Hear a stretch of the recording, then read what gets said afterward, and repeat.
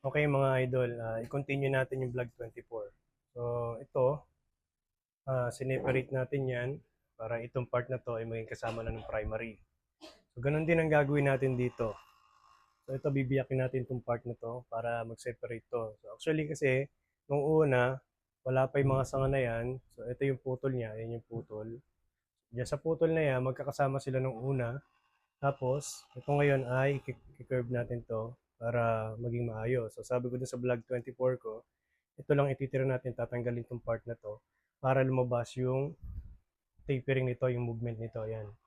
Para nakaganon siya. Kasi pagka nandyan yan, lumalabas parang continue pa rin yung design niya. Ayun. Tapos ngayon, so, bibiyakin natin yan.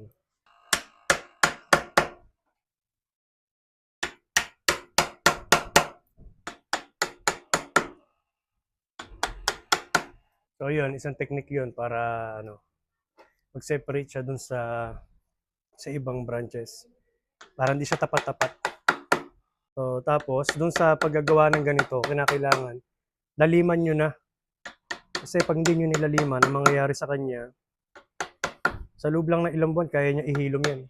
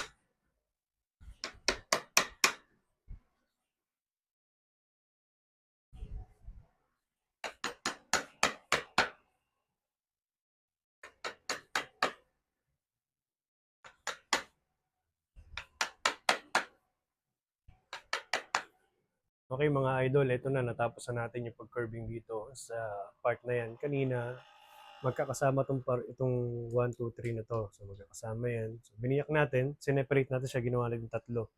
1, 2, 3. So ito yung mas mahaba, sa munod ng haba at mas maikli. Tapos kung mapapansin nyo, ito, yan. Yung pinakailalim na to, inuka ko pa yan, no? Ayan, pumasok yung wire. Oh. So yun, kasi ang purpose nun, yung balat nito, pag naghilom to, nakaganito siya, nakaganyan, hindi nakaganon, nakaganyan. Kasi sa loob lang ng ilang buwan, ito kasi kaya niya ihilom yan. Doon sa karanasan ko sa Tugas. So pati ito, pinerve ko din to na nakapasok sa loob para pag naghilom to, papasok sa loob. So yun. So ang sabi ko nung nakaraan, tsaka ito, magkakasama yan. So biniyak natin. So yun ang naging purpose niya. Na-divide natin ng tatlo. Pati ito, ayan o. Yan. Separate na ngayon to. So may primary na ngayon to. Ito na yung primary niya. So yan. Tapos, ito, hindi ko na isinama sa video kasi mahatagal, mahaba yung proseso ng paggawa nito. Umubos na ng mga kulang 3 oras. Ito lang. Yung part na to. Ito. Tsaka ito. So yan. Ngayon, dito naman, kaya yan binalatan, yung parte na yan, kasi nakita nyo, ang liit ito, di ba? Tapos ang laki dyan. Tapos ang liit dito. So, dinivide ko siya ng dalawa. Naglagay ako dito ng shari, papunta dito sa gin. So, yun. So, ang susunod nating tatrabahuhin, ito, papaliitin ko to. Kailangan hindi siya, kasi sobra to ng laki dito eh. Kung mapapansin nyo, ang laki niya oh. So, halos 80% ang nilaki ng primary nito. So, ang gagawin natin, 50% lang natin yan dito sa trunk na to. So, yun. Tapos ito, gagawin din natin. Tsaka yan. Yun lang mga kaibigan. At salamat po sa inyong pagsuporta at panonood sa aking YouTube channel. Maraming salamat po.